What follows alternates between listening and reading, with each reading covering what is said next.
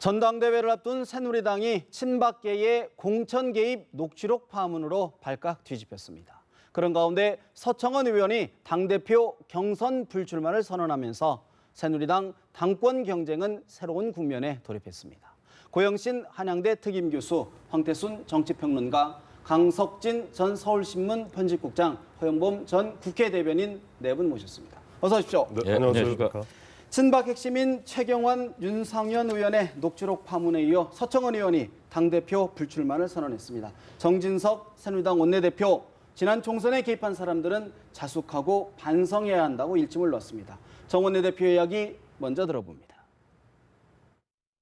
대통령의 이름을 팔아 지난 총선 공천에 개입했던 사람들은 자숙하고 반성해야 합니다.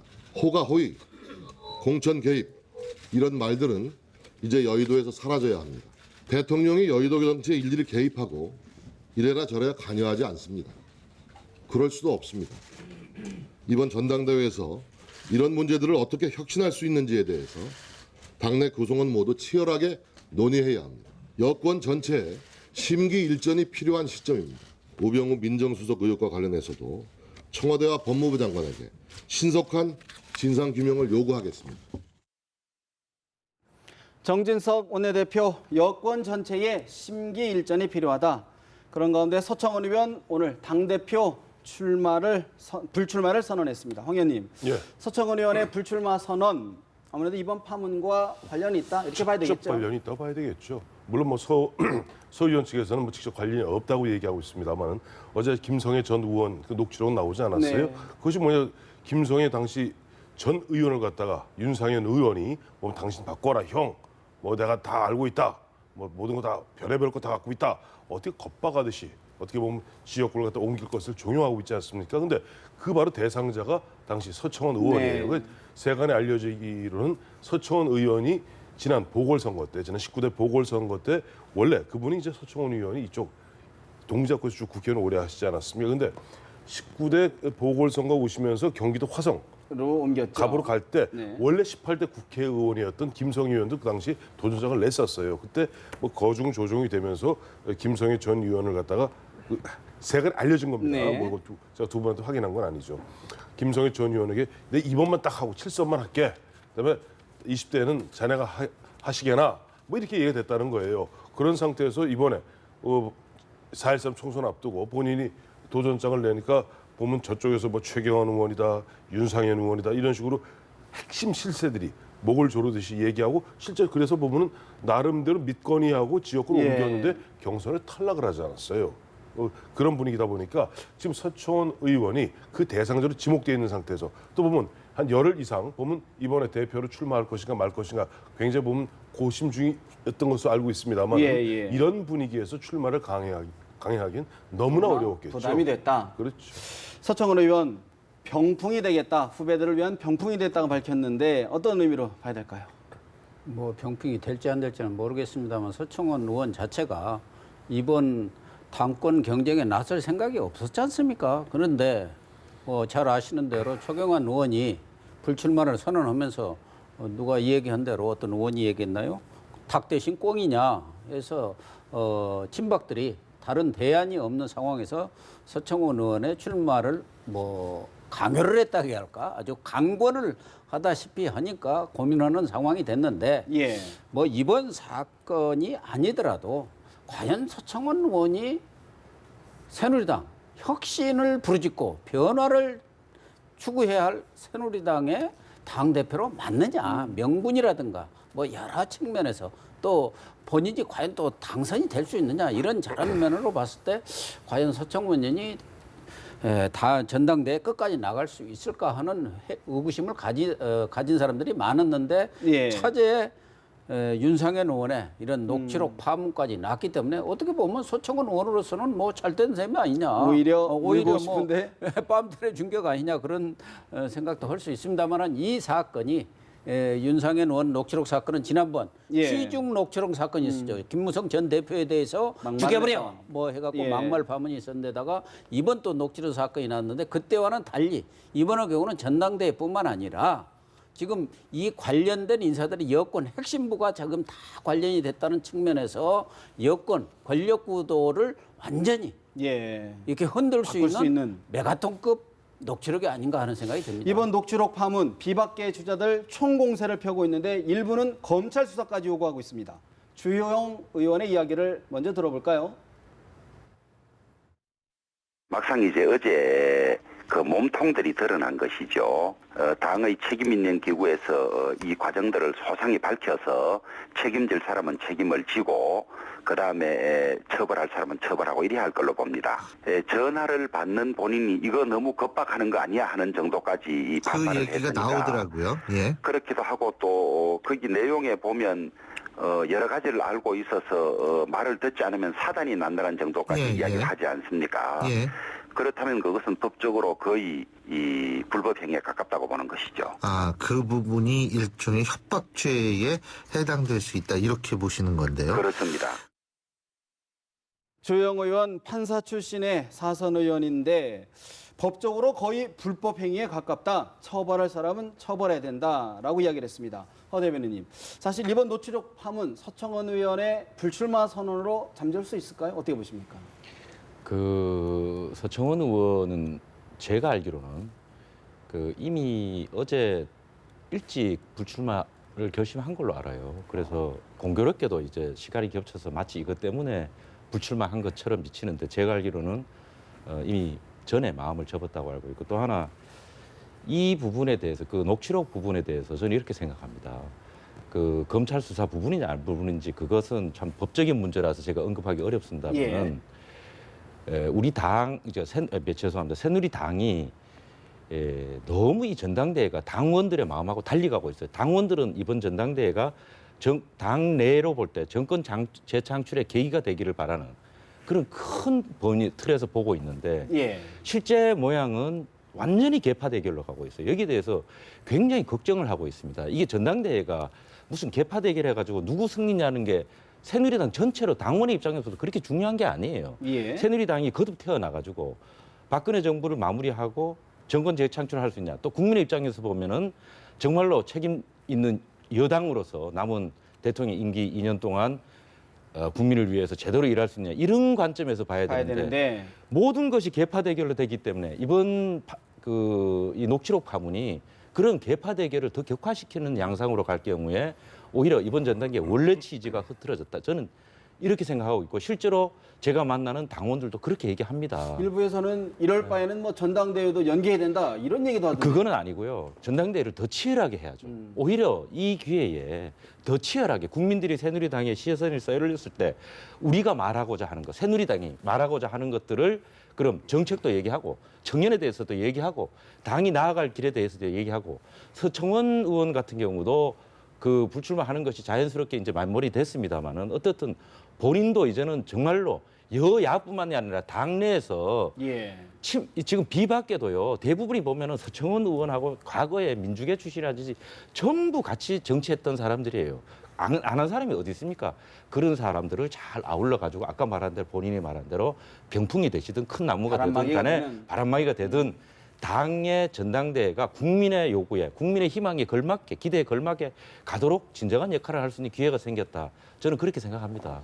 저는 서청원 의원 지금 이야기한 것에 좀 아쉬움이 느껴집니다. 병풍이 되겠다 이렇게 이야기를 했는데 본인이 파동하고 관련이 돼 있습니다. 그 지역구고 본인이 직접 개입을 하지 않았지만 본인은 그 혜택을 받았습니다. 본인은 경선을 하면 분명히 이겼을 가능성이 높겠지만 그러나 여하튼 이런 지저분한 과정을 거쳐서 본인이 경선을 쉽게 따낸 거죠. 그런 만큼 서청원 의원도 이 문제에 관해서 내가 병풍이 되겠다 말 이전에 사과하고 반성을 했었어요. 무관하지 않다? 예, 죄송하게 됐습니다. 저는 직접 관련은 없을지 모르지만 여하튼 제 지역구에서 이런 일이 있었다는 거에 대해서는 죄송하게 생각합니다. 말을 했었어야죠. 병풍은 지금 국민들 아무도 바라지도 않아요. 병풍 있어도 되고 없어도 됩니다.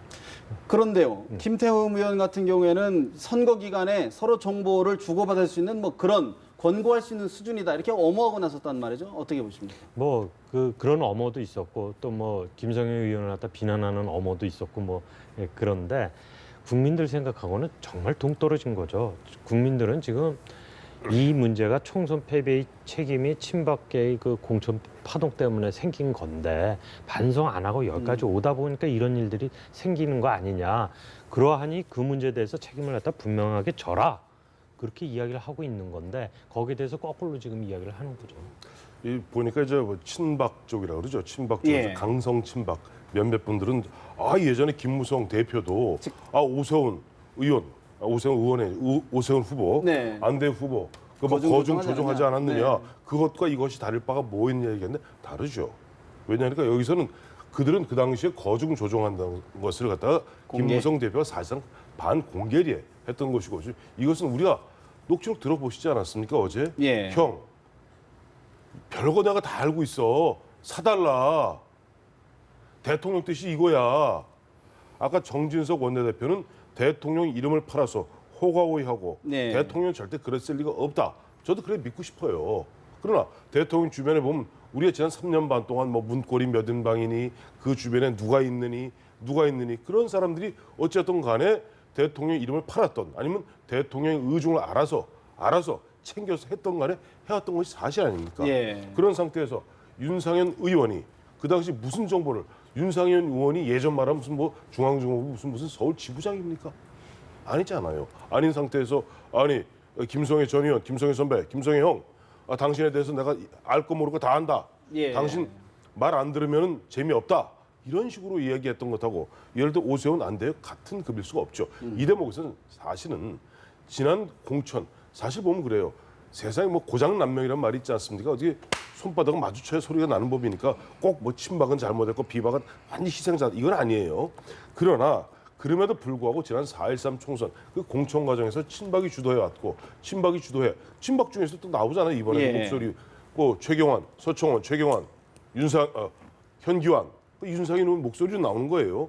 이런 분들이 주도가 했다면은 그 결과가 122석으로 2등으로 그야말로 참혹한 패배를 맛보지 않았습니까? 예. 그런 상태에서 이것이 불거졌을 때는 앞서 우리 강 교수 말씀하신 대로 진짜 고개를 갖다 조아리고 죄송하다는 그런 모습을 예. 보였을 때 아까 우리 허 대변인 말씀하신 대로 국민들도 특히 국민들 중에서도 예를 들어서 뭐 새누리당 안 됐으면 좋겠다는 국민들 많습니다. 그러나 또 많은 국민들 전통적 새누리당 지지층이 있잖아요. 예. 이런 사람들 입장에서 지난 4.13 때 왜 안 찍었어요? 솔직히 말해서. 제 주변에 만나본 사람들 상당수가 흔한 얘기로 뭐 우리 속어입니다. 뭐 팔린다는 표현이 있지 않습니까? 얼굴이 팔린다. 뭐 창피해서 네. 뭐 팔린다는 이 표현을 쓰죠.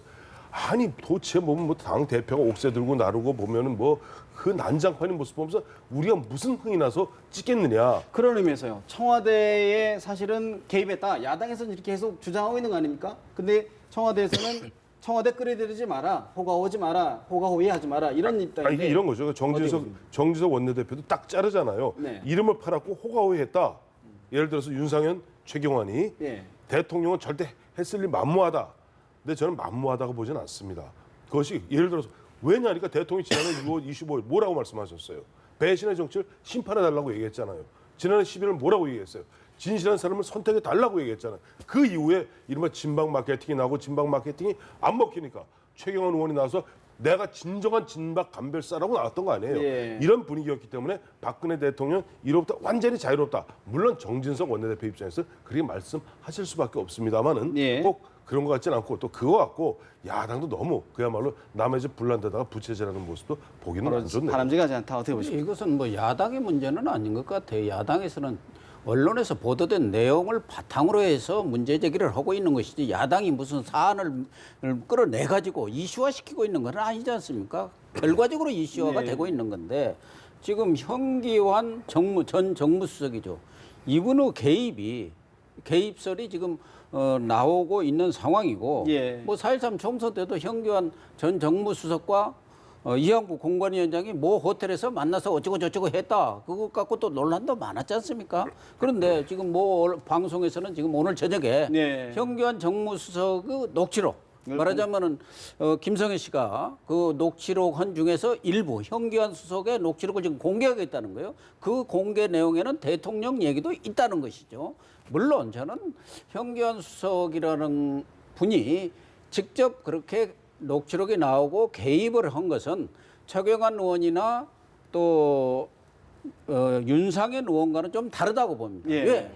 현기환 정무수석은 대통령의 복심도 되지만 그분은 대통령 뜻을 전달하는 것이 기본 임무입니다. 가교 역할을. 말하자면 가교 역할을 하는 것이지 자기가 뭐 이렇게 무슨 걸 할 사안은 아니라 이 말이에요. 그런 차원에서 본다면은 현기환 정무수석의 그런 녹취록이 나올 경우 예. 뭐 야당이라든가 뭐 여러 분야에서는 대통령의 예.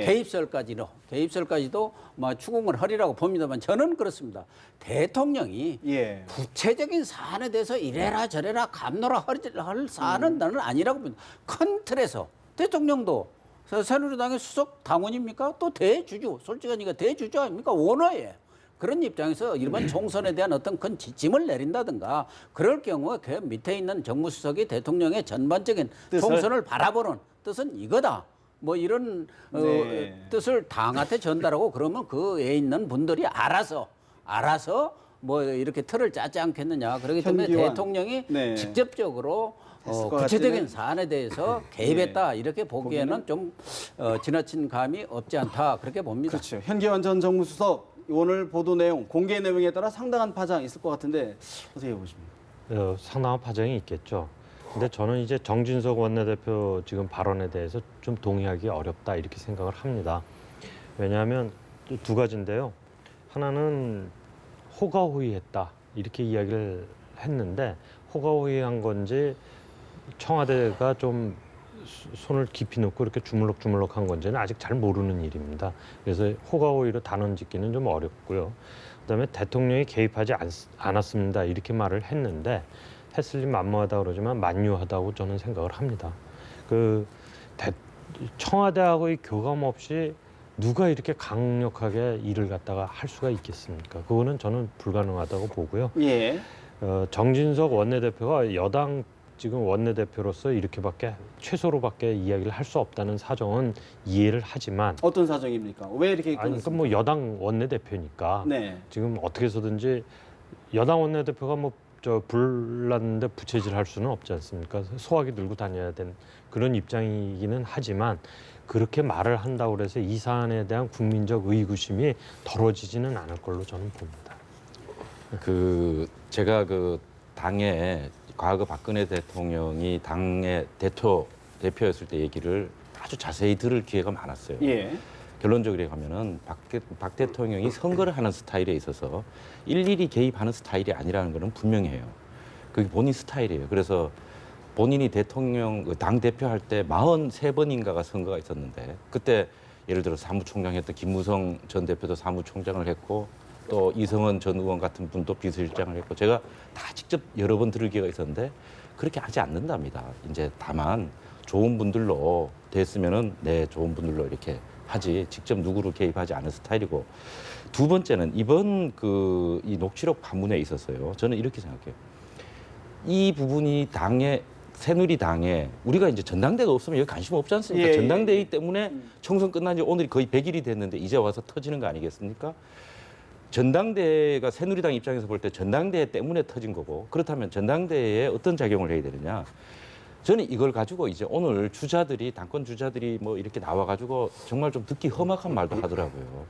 저는 좀 자성하는 의미에서 좀 자제해야 된다고 생각해요. 예. 이거에 대해서 치열한 토론을 해야죠. 치열한 토론을 하고 이러한 당내 진영주의. 우리나라 정치가 망한 게 진영주의 때문에 그렇지 않습니까? 여야 간에. 그런데 당내 진영주의는 더한데 이 당내 진영주의, 계파주의, 파벌주의를 극복하는 방안으로서 그 징검다리로서 작용하도록 서로가 자제하면서 예. 건전한 논의를 이끌어가야지. 이걸 가지고 예를 들어서 대통령을 끌어들여 가지고 뭐 보니까 근거 있는 얘기도 있을 수 있겠지만 제가 듣기에도 예. 이거 좀 심하다는 말도 오늘 아침에 제가 이게 봤어요 뉴스에서. 그렇게 하지 말고 그리고 또 친박이나 비박이라고 이렇게 머리에 써가지고 하는 무슨 이 돌직구 날리는 예, 예. 그 몇몇 의원들이 있지 않습니까? 우리가 늘 보는 분들 그런 분들부터 이런 논의에서 빠져줘야 돼요. 이게 그런 분들 때문에 본인들은 자기 정치가 되는지 모르지만 국민들이 보기에 또 새누리당에 아까 우리 황태순 위원님이 얘기했지 않습니까? 새누리당을 좋아하든 싫어하든 집권 여당으로서 책임 있게 해나가기를 바라는 그렇게 기대하는 국민들 입장에서 보면은 정말로 큰 일이라고 생각합니다. 예, 예. 그래서 이번 이런 이 녹취록 파문이 굉장히 큰 사건이고 또 새누리당의 입장에서 볼 때는 전당대회가 휘청거릴 수 있는 사안임은 분명한데 이것이 아까도 말씀드렸지만 전당대회가 원래 취지로 갈 수 있도록 첫 번째 예. 당권 주자들부터 자제하고 자숙하면서 건전한 논의로 이끌어야 되고 또 여기에 부채질 해가지고 자기 정치하는 근데 분들도 없어야 된다고 진영별로는 생각합니다. 서로 먼저 자숙해라 이렇게 지금 얘기하고 있는 거 아닙니까? 서로 어느 해- 쪽에서 먼저 서로 해야죠, 서로. 서로가 해야 된다. 저는 어제 첫 이 뉴스를 보고요. 예. 그다음에 윤상현이 막 하는 그 뉴스를 직접 접하면서 예전 표현입니다. 올 것이 왔구나. 올 것이 왔다. 왜냐하면 이게 레임덕 현상입니다.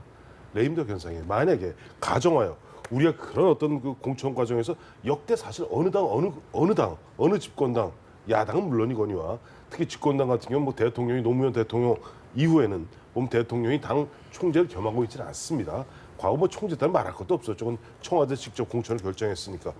그 이후에도 보면 노무현 대통령 또 이명박 대통령, 박근혜 대통령 마찬가지예요. 보면은 어느 당이라 보면 당과 대통령 관계라는 게 있습니다. 그러니까 당은 대통령을 갖다가 보좌 보필하고 뒷받침하게 돼 있어요. 그러다 보니까 대통령이 관심을 갖는 것 또한 사실이죠. 또 그 와중에서 보면은 실제 목숨 걸고 그야말로 공천에 뛰어든 사람들 가운데는 거의 죽기 살기 싸움이 있던 것 또한 사실이에요. 예. 그런데 그런 과정이 있었음에도 불구하고 만약 4.13 총선에서 이겼다면 새누리당이 이겼다고 생각해 보세요. 가정해 보세요.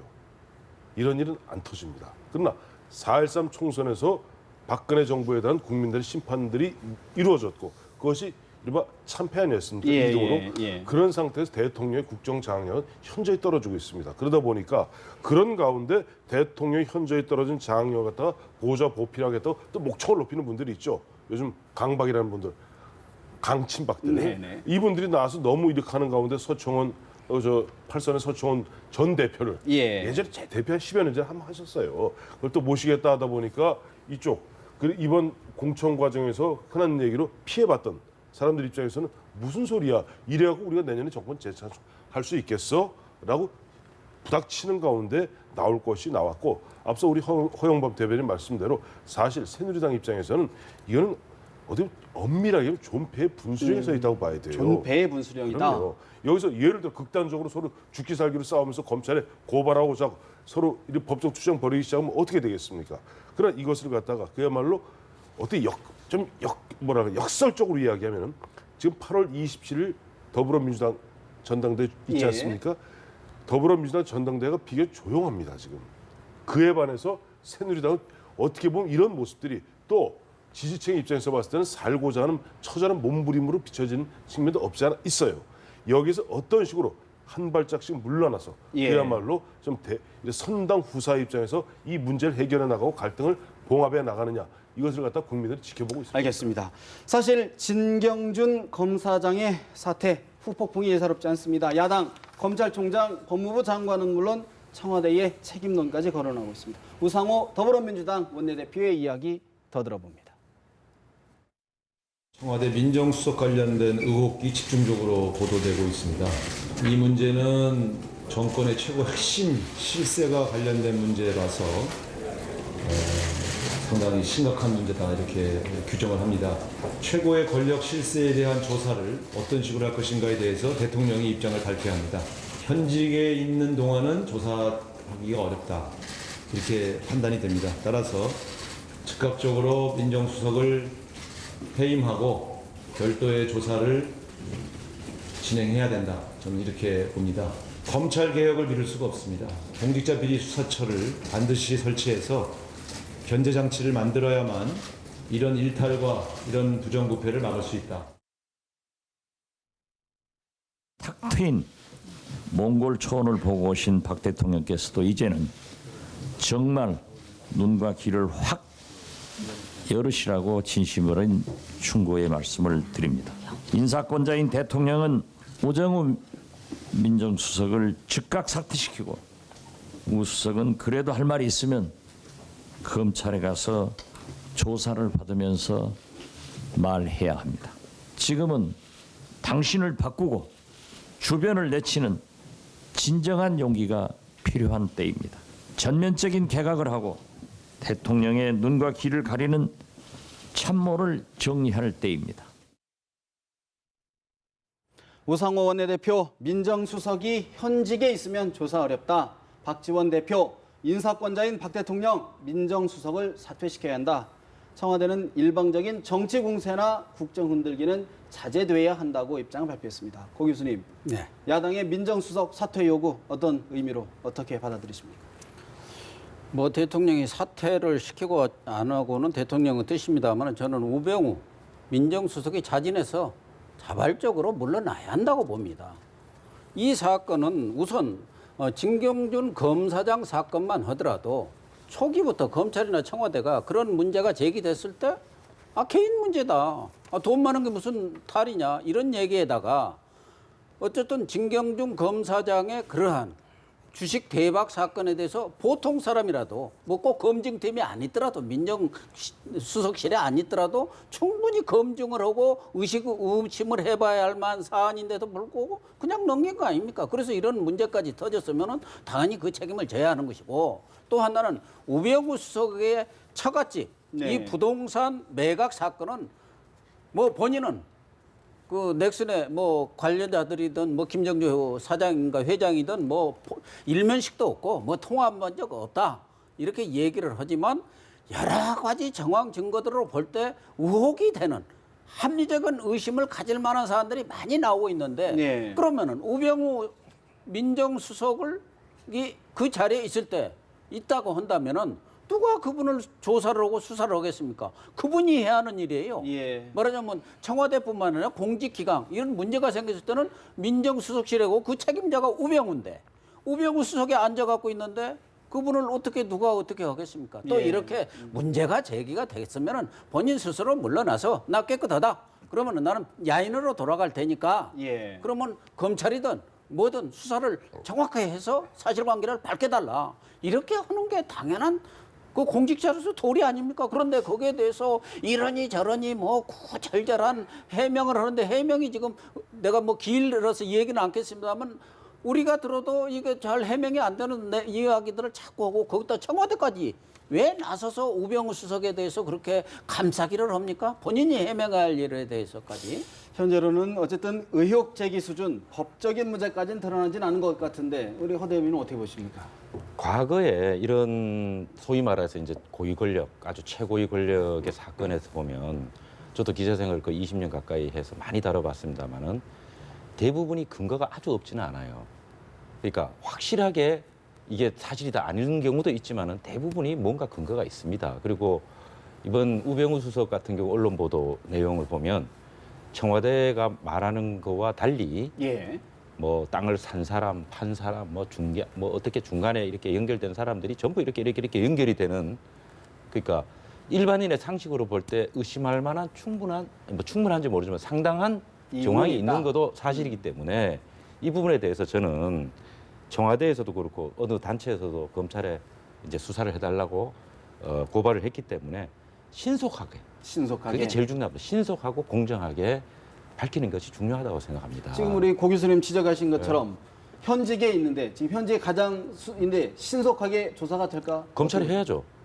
검찰이. 그럼에도 불구하고 해야 된다. 그러려고 검찰이 놔둔 거 아닙니까? 그다음에 또 저는 이번 우병우 수석이나 진경준 검사장 사건은 답은 국민의 시각에 있어요. 뭐 우문현답이라잖아요. 현장에 답이 있다던 식으로.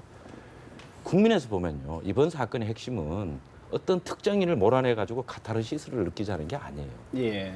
검찰이 때만 되면 해를 거의 거두지 않고 거듭 태어나가지고 이제는 한 살도 안 된다는 거 아닙니까? 해마다 거듭 태어나서 그런 검찰을 과도한 권력을 맨날 뼈저리게 반성해가 이제 뼈가 저릴 뼈도 없다고 그래요. 그걸 봐봐요.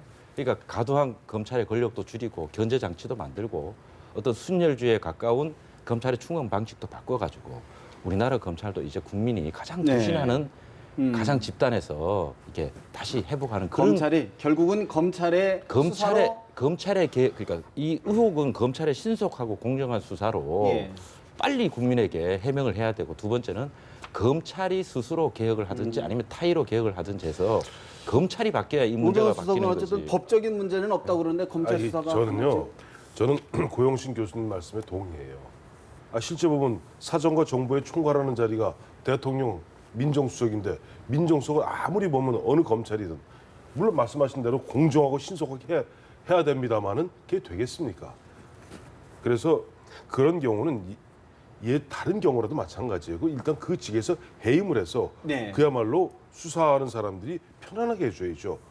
수사하는 사람이 어떻게 자기 직속 상관을 갖다 또 수사하게 되는 이런 일이 벌어지면 되겠습니까? 그러니까 그런 부분에 있어 이 부분은 사실 우병우 수석 같은 경우는 뭐 개인적으로는 뭐 여러 가지 아주 뭐 네, 억울한 억울할 점이 수도 있겠죠. 있겠죠. 예, 특히 예, 뭐 예. 아까 뭐 처가지 거래고 뭐 네네. 근데 문제는 이 문제의 발단이 뭡니까? 진경준 검사장이 그야말로 검사가 그야말로 누가 검찰 내부에서 나온 얘기 아니에요? 도둑들 잡으라고 때려준 그 칼자루 방망이로? 갖고 강도질을 했다는 거 아니에요? 근데 이런 사람을 갖다 진경준 검사장이 승진하는데 결정적으로 어디를 거쳐야 됩니까? 청와대를 거쳐야죠. 청와대 민정수석실에 인사 검증을 거쳐야 되는데 그게 작년이에요. 근데 누가 보더라도 아니 부장검사 검사장 승진 앞둔 부장검사가 주식이 88억이 있으면 이 이상하다고 보는 게 정상적 아니겠어요? 그걸 어떻게 통과했느냐? 그 문제를 제기하다 보니까 우병우 수석이 하면서 이게 막 번져 나가는 겁니다. 이렇게 번져 나갔을 때 문제 핵심은 바로 그 진경준 게이트에서 여기까지 번져 나왔는데 이 부분에 있어서도 계속 예를 들어서 우병우 수석이 이 자리에 있으면서 아무 문제 없다. 그리고 청와대 대변인 이번에 윤석이 기자도 몽골 취재 갔다 오셨습니다. 초원을 보고 왔습니다. 초원을 갔다 보고 오셨죠. 그래서 저는 깜짝 놀랐어요. 이 기사가 나왔는데 아니 우병우 수석이 해명하기 전에 먼저 청와대 울란바토르의 정영욱 청와대 대변인이 먼저 그걸 갖다가 해명을 하고 있더라고요. 이런 일이 이렇게 돼서 이런 분위기에서 어떻게 검찰이 제대로 보면 신속한 수사, 공정한 수사할 수 있겠습니까? 썩은 나무로는 집을 만들 수가 없고요. 휘어진 나무로는 기둥을 삼을 수가 없습니다. 이미 썩었고 휘었습니다. 그리고 지금 이 사건은 이제 처음엔 진경준 게이트에서 시작을 했지만 슬금슬금 지금 우병우 게이트로 가고 있지 않습니까?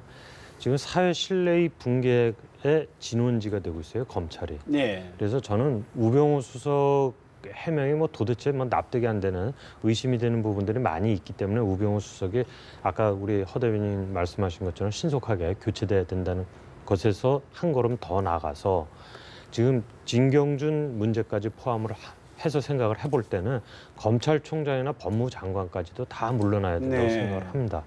우병우뿐만이 아니라. 그래서 그 사람들이 다 물러나야 이게 제대로 조사가 되고 제대로 수사가 되고 소위 말하는 검찰 개혁의 출발점이 되죠. 진실이 밝혀져야 되는 거니까요. 그렇죠? 그래서 저는 우병우 수석뿐만이 아니라 그 검찰총장하고 법무부 장관도 거취를 갖다가 결정을 해야 된다. 야당에서는 지금 책임을 물어 전면 개각을 요구하지 않습니까? 법무부 장관 등등해서 어떻게 보십니까? 그 개각은 이미 이야기가 좀 있지 않았었습니까? 그 좀 장수 장관 두 분하고 좀 문제가 있는 두 분하고 이렇게 거론이 한 4사람 정도 되고 있었는데 거기에 이게 이제 지금 촉매제가 되고 있는 거죠. 말 나온 김에 대통령이 아까 뭐 이야기처럼 몽고 가가지고 신선한 바람 쐬고 왔으니까 그 좀 더 늦기 전에 이 개각을 하는 것이 바람직하다고 생각을 합니다.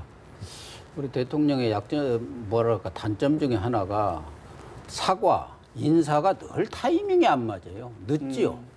사람들이 다 인사를 할 때라고 하는데 안 하시고 사과를 좀 했으면 좋겠는데 그렇게 인색하시고 그런데 이번의 경우는 제가 볼 때는 이 뭐 단순히 진경준 또 우병우 문제를 떠나서 지금 공직사회 전반에서 국민들한테 신뢰를 잃었거든요. 네, 교육부 네, 지금 사드 사건도 마찬가지예요. 사드. 그 밑바닥에는 정부에 대한 불신이 숨겨 있는 겁니다. 정부에 대한. 그렇기 때문에 전반적인 어떤 분위기 쇄신 차원에서도 또 나머지 벌써 1년 반이 남아있는 그런 임기를 감안할 때 벌써 지금 임기말 증후군이 아주 속속속 드러나고 있지 않습니까? 예. 권력의 핵심이 지금 무너지고 있어요. 우병우 또 홍기택 서별관 청와대 서별관 그 회의 폭로 사건을 기점으로 해서 무너지고 있는 그런 상황이기 때문에 그렇게 무너져서는 안 되죠. 대통령으로서는. 그렇기 때문에 시급히 그런 것에 대한 단도리도 하고 분위기를 쇄신하는 그런 조치가 있어야 합니다. 개각을 통한 쇄신이 필요한 시점이다. 이렇게 정리를 해봐야 될 것 같은데 그런가 하면 오늘 북한이 동해상으로 단거리 탄도미사일 3발을 발사했습니다. 북한이 사드 배치 지역인 성주에 대한 타격 능력을 과시한 거다라는 분석이 나오는데 새누리당 정진석 원내대표의 이야기 들어볼까요? 사드 배치는 북한 핵과 미사일로부터 대한민국을 지키기 위한 한미 동맹 차원의 결단입니다. 대한민국 방어를 위한 조치에 수권을 지향하는 두 야당은 사실상 반대를 하고 있습니다. 매우 안타까운 일입니다. 사드 배치와 관련해서 남남 갈등이 계속되면 이득을 보는 세력은 북한 김정은 정권뿐입니다. 정부와 여당은 혼연일체가 되어서 국익과 국가 안보를 수호해야 할 것입니다. 두 야당도 보다 더 책임 있는 자세로 현안 질의에 참여해 주시기 바랍니다. 새누리당 정진석 원내대표, 남남 갈등이 계속되면 이득 보는 세력은 김정은밖에 없다. 황 의원님, 예. 사드 배치를 놓고 한반도 지금 엊그저께 미국 괌 기지까지 갔다 하지 않습니까? 허용 기준치 0.007% 여러 논란, 의혹 어떤 해소되는 계기가 될까요? 어떻게 보십니까? 지금 보면은 우리 괌에 가서 보니까 1.6km 네. 후방에 둬서 0.007% 허용 기준치에 그 뭐 평상시 우리 단위랑 큰 차이가 없다. 근데 사실 그 전에 이미 우리가 국내에서 했어요. 사드보다 막강하다는 그린파인 그 레이더로 따져봤더니 30m 앞에서 4.4%밖에 안 나오더라. 그다음 팩2 아주 강력한 팩2도 40m 앞에서 2.8%밖에 안 나오더라. 문제는요, 좀 성주에서 오늘 경찰이 아까 모두 예. 말씀하셨습니다만은 이미 외부 세력이 조금 개입하는 흔적들이 보이고 있지 않습니까? 어느 순간부터 마치 2008년 우리 미국 쇠고기 수입 광우병 파동. 그 미국 쇠고기 수입을 갖다가 광우병 파동으로 확 본질을 갖다가 바꾸면서 뇌송송 구멍탁이다. 또 보면은 어떤 여배우는 나와서 내가 이것을 먹으니 청산가리를 먹겠다. 여중생들이 나와갖고 저 죽고 싶지 않아. 아우성 이미 어느 순간부터 괴담이 돌기 시작하면요. 예. 과학적 설명이나 합리적 설명이 안 먹힙니다. 일정 부분 그런 측면으로 들어가고 있는 측면이 있고 저는 한 가지 퀘스천이 예.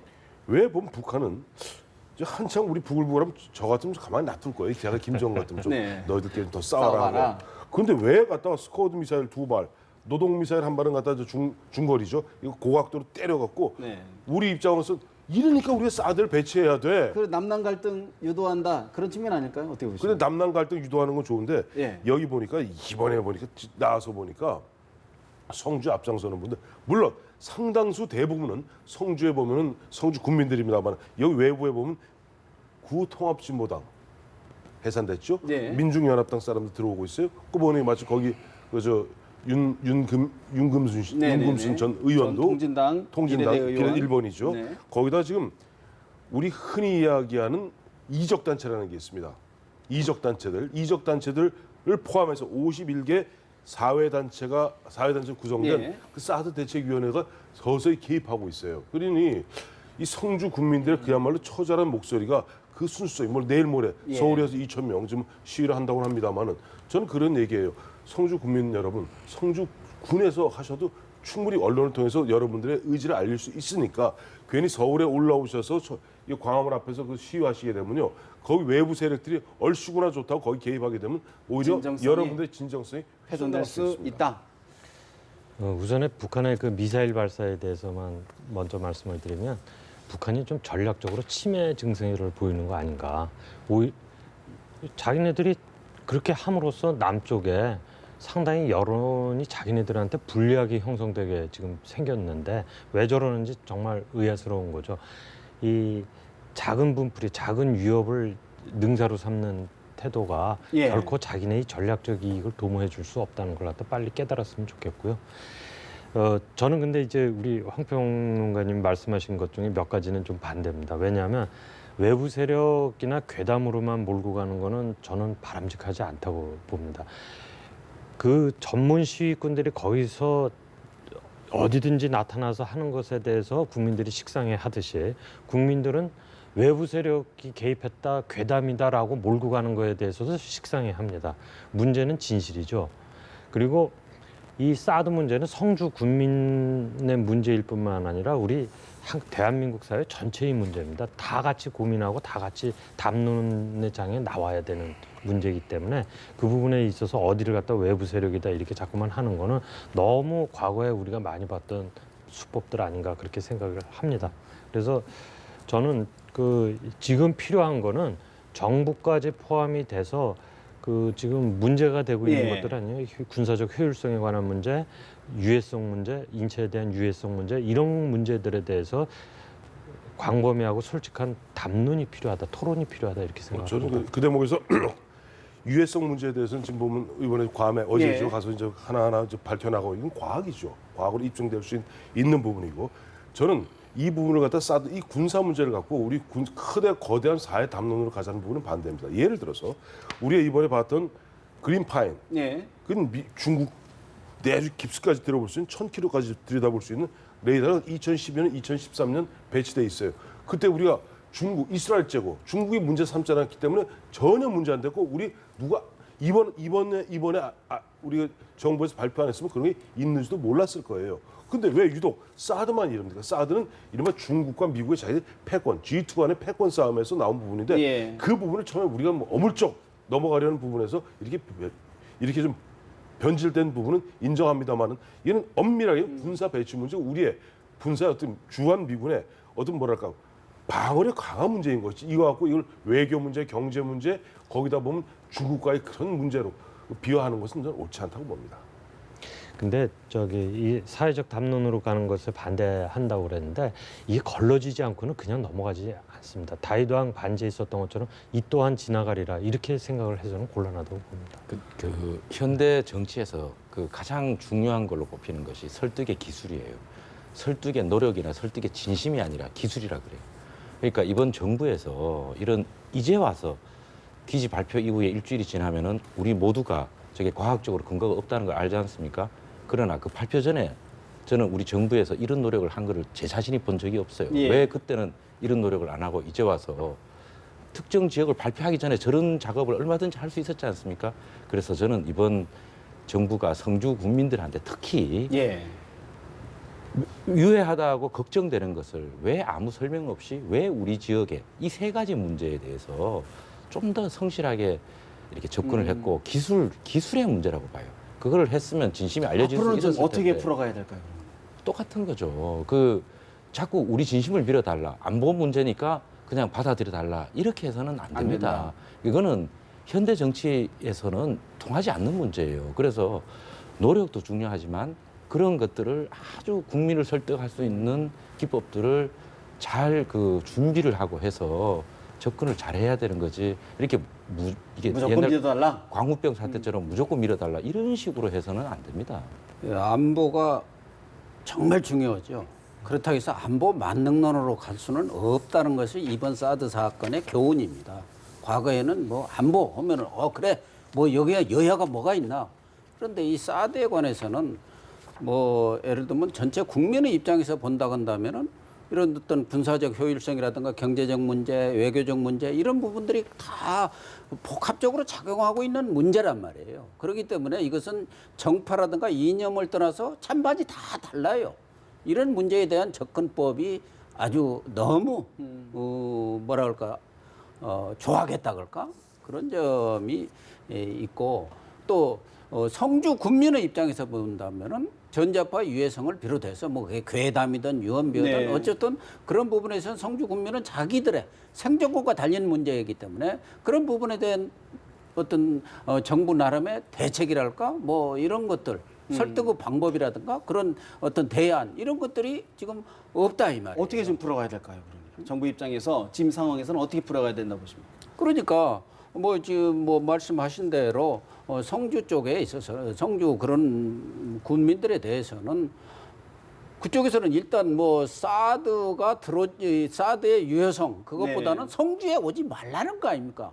그러면은 어디로 가겠습니까? 그렇다고 한다면 성주 군민들이 충분히 그런 네. 전자파의 유해성이 없다는 점에 대해서 과학적으로 입증을 해주시고 또 그 부분에 대한 충분한 어떤 인센티브 이런 예. 부분들도 같이 말씀을 좀 해주고 대화의 통로를 우선 확보를 해야 합니다. 알겠습니다. 사실 지금 나라 안팎으로 경제, 안보, 정치 모든 부분에 낱마처럼 얽힌 이 문제 정말 어떻게 풀어야 될지 우리 사회의 고민이 깊어지는 것 같습니다. 네 분 말씀 여기서 줄이겠습니다. 고맙습니다. 감사합니다.